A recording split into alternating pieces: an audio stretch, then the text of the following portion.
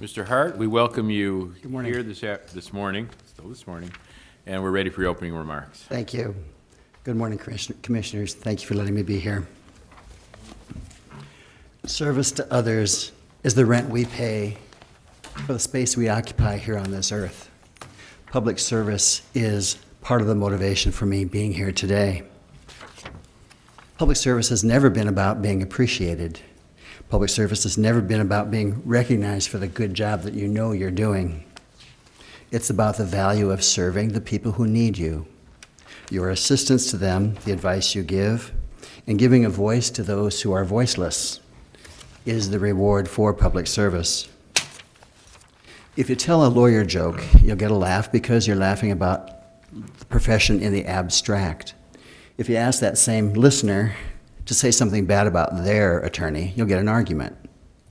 That's proof that there is a trust relationship between the client and the attorney.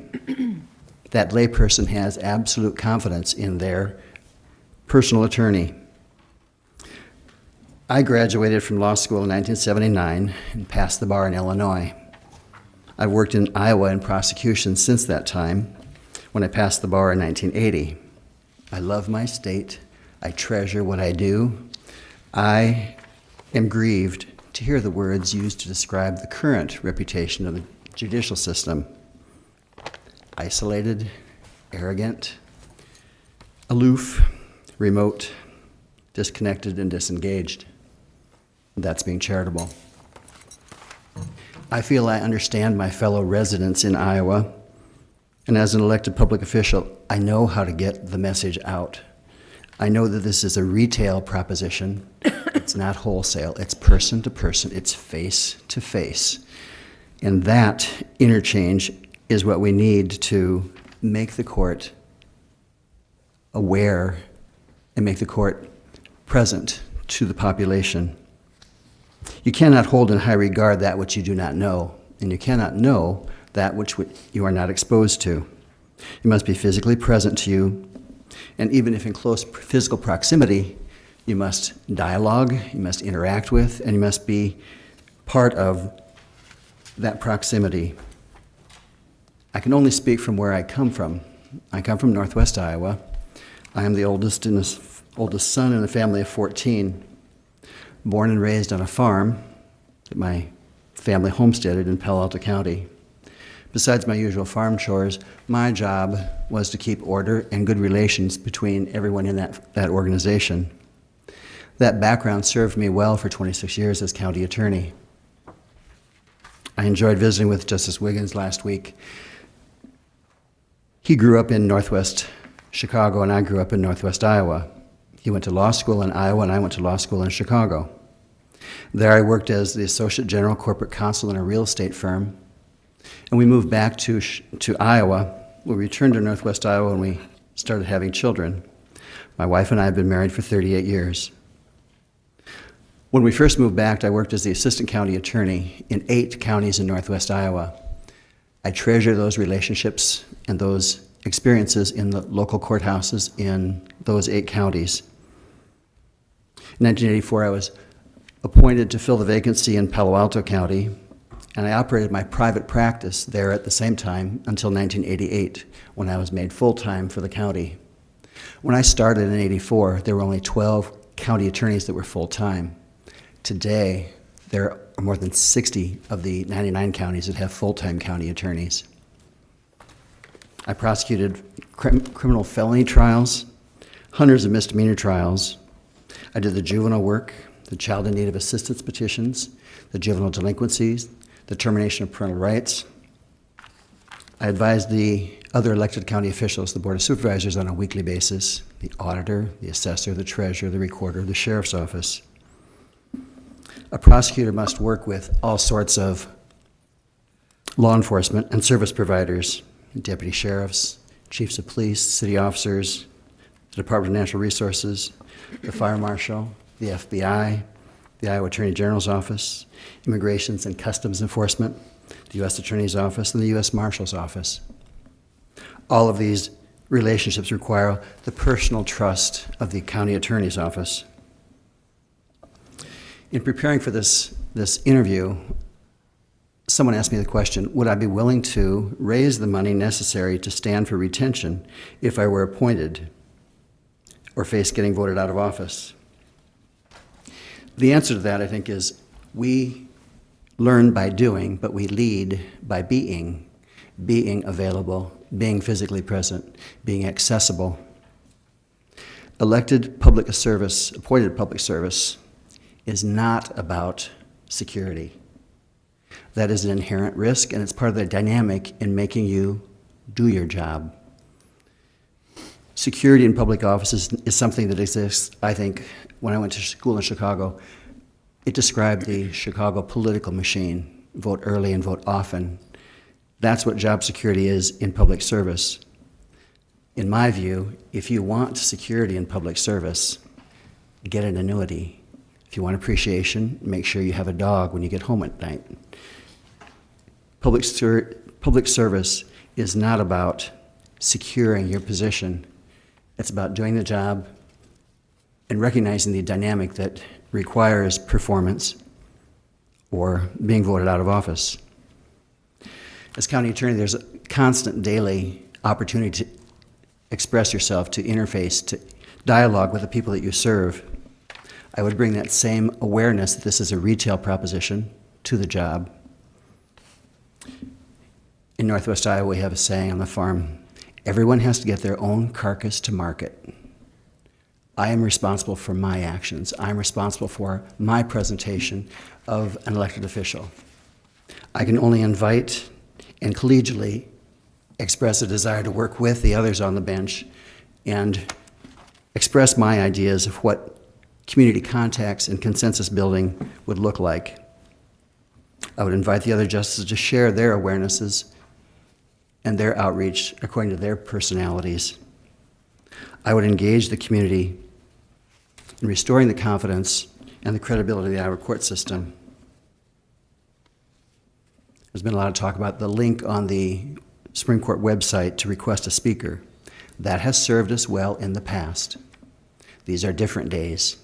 We must do more. We must coordinate the outreach. We must make ourselves available.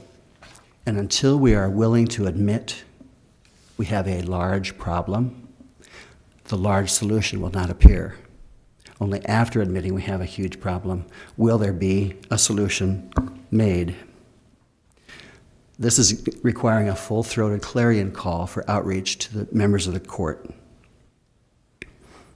You cannot believe in something that you have not seen or heard. In Northwest Iowa, we have a tradition, and we're in our 87th year, of a continuing education program called Chautauqua. Chautauqua meets on the first weekend in June, Friday and Saturday. We start at 8, we have speakers until 11, and 11 o'clock on Friday, we rearrange the tables, and the Court of Appeals hears oral arguments on 2 real cases. It's standing room only at that point. The community comes, the interested laity, mock trial students from high school, legal secretaries. The place is packed, and the court hears the arguments, and you can hear a pin drop because the public is so enthralled with that ability to see and to hear justice at work. The oral arguments we've been doing that for 10 years at least, and I would think that we could replicate that with the Supreme Court in any high school auditorium, in any convention center, or in any of the other courthouses across the state. We also have the St. Thomas More Society, which meets and puts on the traditional red mass at the beginning of the Chautauqua. We meet at 7:30, and any denomination is welcome, and a lot of people from across Northwest Iowa attend and participate. The attorneys that participate, the effect on that is far-reaching. It builds empathy, it builds understanding of your colleagues, and it makes addressing the ethical questions a whole lot easier to know that you're not alone. And you don't appear weak or uncertain in the face of discussing those issues. Another favorite outreach that I've used as county attorney for the last 26 years is to deliver the Bar Association Citizenship Award at high school baccalaureate services. That is an exposure and an opportunity that I relish to acknowledge the accomplishments of the high school seniors in front of their families.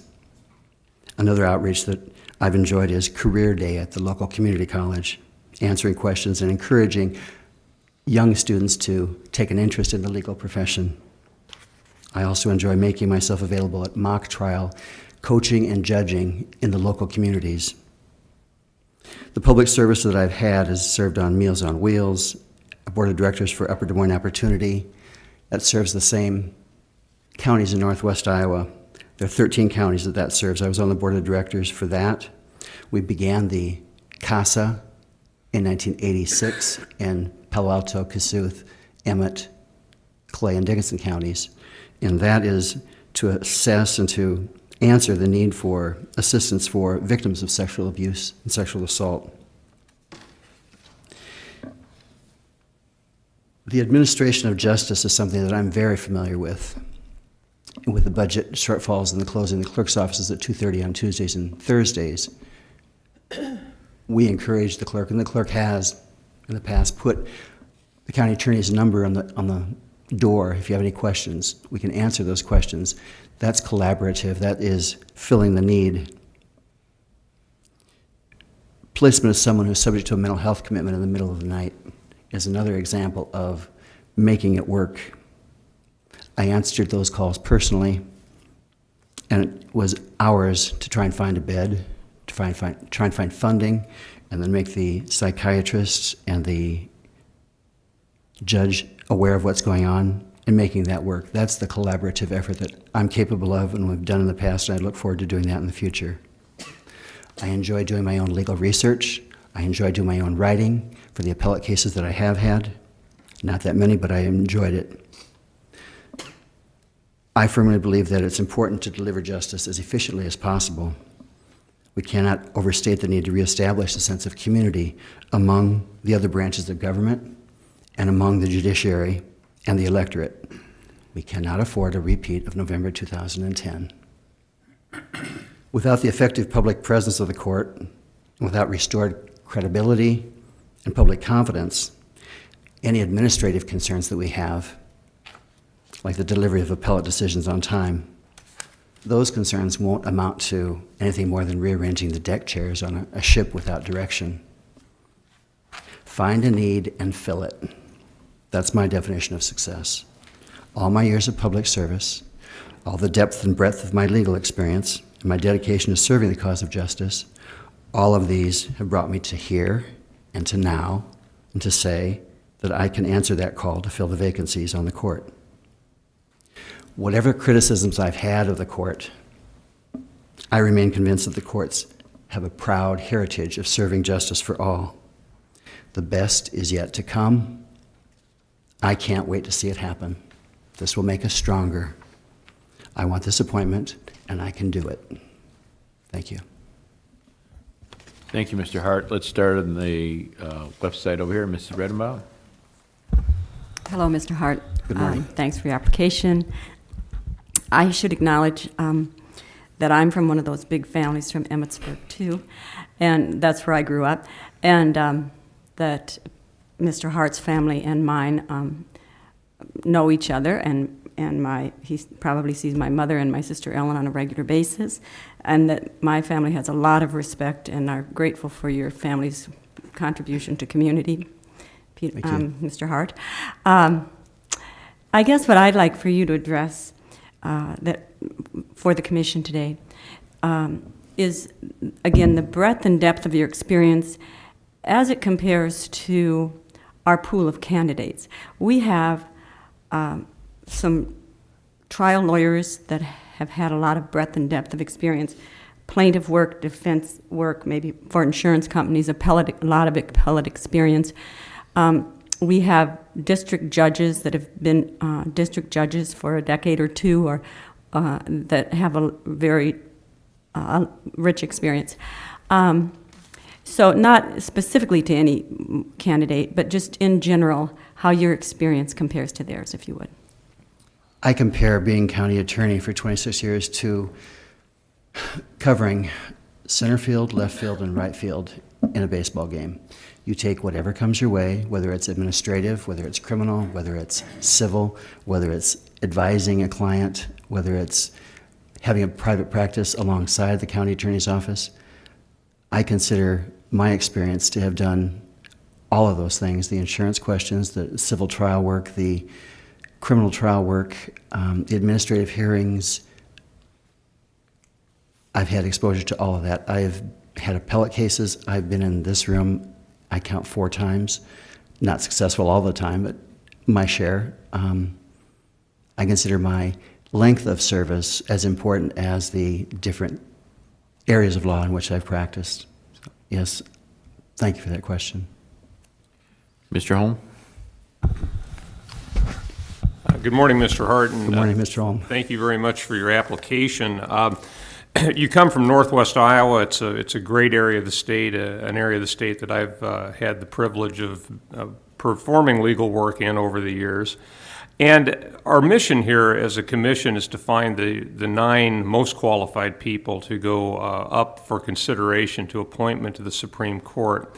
All things being equal, I'm wondering how you view the role of geography as being at least a factor in our determination, and if you think it should be a factor, why do you think it should be a factor? Politics is not part of the Supreme Court's makeup. We interpret the law according to the facts and the law, and politics should not play a part of it.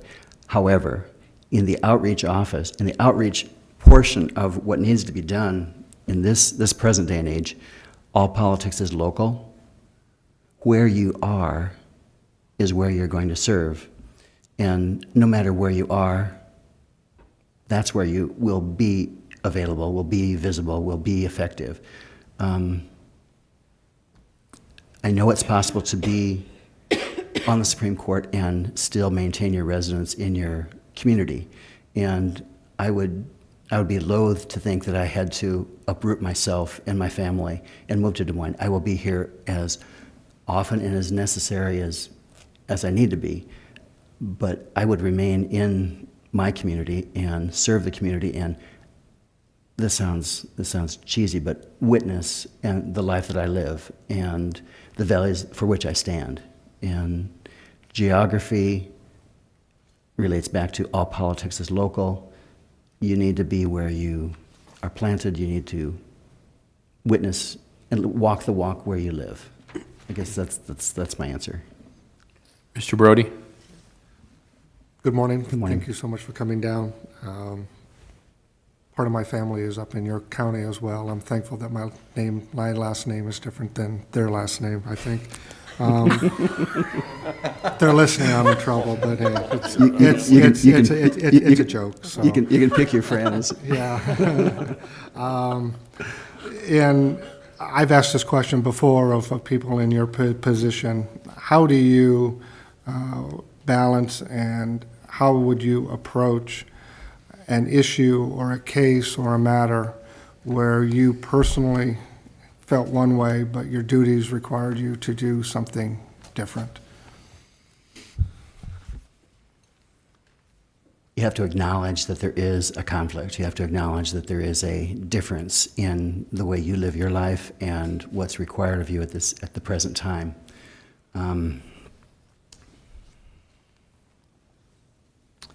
Prosecuting members of the clergy for violations of the Iowa Code regarding pornography has been a problem for me. Putting that aside and doing what needs to be done. Yes, doing what needs to be done is more important than how I feel about an issue. As unpopular as that will make you, no matter where you go, there you are. And if you speak with integrity, you can face yourself, you can face whatever comes your way, knowing you've done your job. Mr. Cook? Thank you for your application, sir, and thank you for your very thoughtful remarks in your opening statement, particularly the very first sentence. And it leads me to a question. I see here in your materials that you've been a member of the Knights of Columbus for 29 years. I'm a member of the organization, in fact, a founding member along with Governor Branstad at St. Augustine's Parish. My question to you is, talk to me about your work away from the law in the community, such as the Knights of Columbus or other activities that you think enhances your application.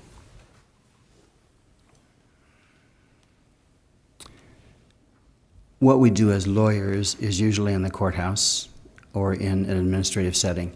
What we do as fathers, spouses, members of different organizations testifies that we are well-rounded and that we are concerned with all aspects of the community, whether it's Tootsie Roll Drive for the Knights of Columbus helping the handicapped, whether it's the free throw competition for grade school kids, whether it's putting on a fundraiser for somebody in need in the community. That status as a member of the community calls us to service in many different aspects, many different contexts of living our lives together as a community. Knights of Columbus is just one of the things that I am a member of. Meals on Wheels, that's critical in the rural area to get regular meals to the homebound, to the elderly that would otherwise be in a nursing home. Advising members of CASA on what is available for resources. Helping someone process a 236 petition is not required as a county attorney, but that's something that we do. We work hand in hand with CASA and make sure that someone is there, someone is able to process that and to make sure that it gets filed. And that's more in the legal community, in the legal aspect of our work, but service to others is the rent we pay for our space we occupy here on earth. And Knights of Columbus, Upper Des Moines, any number of places that I volunteer. We started a multidisciplinary team to coordinate juvenile, law enforcement, school, and substance abuse providers. If there's a need, you need to identify it and then fill it, whether it's in the legal context or whether it's in your community as a lay person. Thank you. Thank you. Any questions? I say, Mr. Fitzgibbons. Thank you, Mr. Hart, for being here today and putting your name into the pool of applicants. And I want to mirror the comments that Mrs. Redenbaugh made. And I've had the privilege of practicing not only with you but against you over many, many years. And I know that you have very definite feelings about cases, but in all events, in all circumstances, you've been able to prosecute cases appropriately, and I thank you for that. I think you're being you're not really setting forth all of the talents that you have. You've been called upon in Northwest Iowa to advise not only your county where you were elected, but other counties because of your expertise. Explain a little bit to us in your position as the county attorney in Palo Alto County. You've been solicited, your advice is solicited by other counties and other governmental organizations. It'll make me blush. That's good for an Irishman. Thank you. You're referring to a case that arose in Spirit Lake in Dickinson County, and it was in 2008. The economy was just starting to tank, and school boards across the state were in the position of explaining to themselves and to their electorate why their unspent budget reserves were down to, and the gas tank was on E. Spirit Lake school board members were represented by an attorney who's also an assistant county attorney. That conflict of interest sent the county attorney's office requesting assistance from the attorney general's office, and the attorney general's office said, no can do.